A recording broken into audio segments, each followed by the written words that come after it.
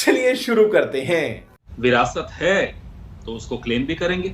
अब जिनकी नहीं है वो नहीं क्लेम करते, वो भी हमारी विरासत को लिए सुबह से रात तक बोलते रहते हैं। हमारे पुरखों को हमसे ज्यादा तो मोदी जी याद करते हैं। हमारे पुरखों को याद करने लायक है कुछ तो हम भी याद करते हैं।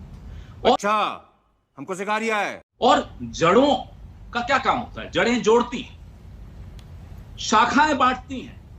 तो जब राहुल गांधी अपनी जड़ों की बात करते हैं, जोड़ने की बात करती हैं, तो शाखा वालों को मुसीबत होती होगी, परेशानी होती होगी, जाहिर सी बात है। मैं उसमें कोई बुरा नहीं मानता। शाखा वाले करते रहे अपना काम, जड़ों वाले अपना काम कर रहे हैं। आप कहती हैं कपिल सिब्बल जी ने जन्मदिन क्यों मनाया? क्यों साहब, उसमें भी पाबंदी है। चलिए, आपने अभी दलों का नाम लिया, तो कांग्रेस के एक नेता के जन्मदिन पर अगर जगन रेड्डी की पार्टी के लोग भी आते हैं तो क्या एनडीए में टूट हो रही नहीं है? यह भी पूछिए ना। कांग्रेस पर सारी सवाल हैं, इनसे पूछिए कि क्यों नहीं रोक पा रहे अपने आंध्रा के पार्टनर्स को, बाकी दोस्तों को। सब आए जा रहे हैं, शिवसेना को थाम नहीं पाए, अकाली दल हाथ से जा चुका है, कई और दल जा रहे हैं। अब तो यह हालत है कि नए नए और हमारे पास आ रहे हैं। जन्मदिन बनाया उन्होंने तो उसमें राहुल गांधी को क्या खतरा हो गया? ये कोई मोदी शाह नहीं है कि कोई जन्मदिन मना रहा है तो वहां भी जासूसी करो, वहां से भी डरो। हम लोग डरते नहीं है, हम लोग आपस में मिलते रहते हैं, चर्चा करते रहते हैं। हमारी पार्टी में एक खुलापन है जो इनकी पार्टी में नहीं है। हम दो और हमारे वो। इनकी पार्टी का आलम कुछ और है, इसलिए ये नहीं कभी समझ पाएंगे कांग्रेस की संस्कृति क्या है। और रही बात जड़ों की, तो इन पर तो मैं क्या टिप्पणी करूं? जिसकी जड़ें होती है उसको अपनी जड़ों पर गर्व होता है, जिसकी नहीं होती, माफ कीजिएगा, उससे गर्व नहीं होता, उसको शर्म आती है। चलो भाई, देखो अब मैं क्या करता हूँ। अंजना जी, पार्टी है नहीं मगर पार्टी हो रही है। कितनी बड़ी बात है। देखिए, पार्टी बढ़िया था गुरु। पार्टी है नहीं, पार्टी के जो मुखिया हैं उनको बुलाया नहीं गया है और वहां पार्टी हो रही है।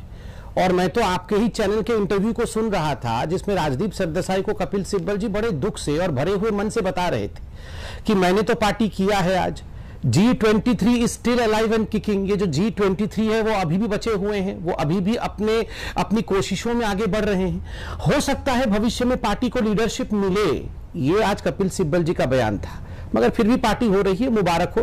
अंजना जी, मैं 10 दिन से डिबेट कर रहा हूं। आज कपिल सिब्बल जी के घर में डिनर हुआ, कल पवार जी के घर में ब्रेकफास्ट होगा, परसों पार्लियामेंट के कैंटीन में ब्रेकफास्ट हुआ था, उससे पहले कॉन्स्टिट्यूशन क्लब में ब्रेकफास्ट हुआ था। अंजना जी, इतना ब्रेकफास्ट करेंगे, लंच करेंगे, डिनर करेंगे तो चुनाव कब लड़ेंगे?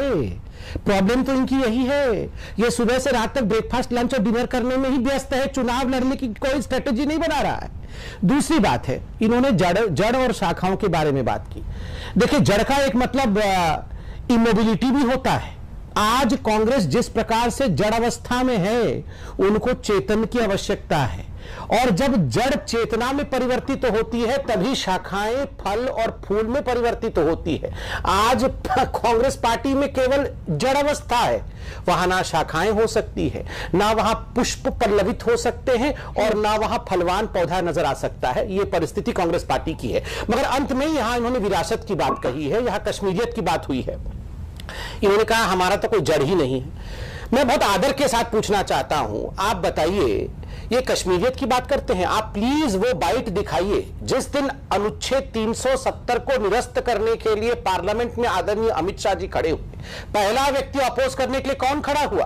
पहला व्यक्ति खड़ा हुआ अधीर रंजन चौधरी, जिनको सोनिया जी ने कहा खड़े हो, जल्दी बताओ। अधीर रंजन चौधरी खड़े होकर पहला वाक्य क्या बोलते हैं? पहला वाक्य होते हैं, आप ये डिस्कशन कैसे कर सकते हो आर्टिकल 370 पर इंडिया के पार्लियामेंट में? ये तो बायलैटरल इशू है। क्या आपने पाकिस्तान से बात की? अगर पाकिस्तान से बात नहीं की है तो भारत के पार्लियामेंट में इस विषय पर डिस्कशन कैसे हो सकता है? ये तो इनका असली जड़ है। और मुझे समझ में नहीं आया, ये राहुल गांधी जी कश्मीरी पंडित कैसे बन गए? दादाजी का नाम फिरोज खान और माताजी का नाम Antonio Maino. With all due respect, Antonio Maino कोई खराब नाम नहीं है, अच्छा नाम है। तो ये कश्मीरी पंडित कैसे हुए? ये हिसाब किताब भी मुझे समझा दीजिए जरा। ठीक है।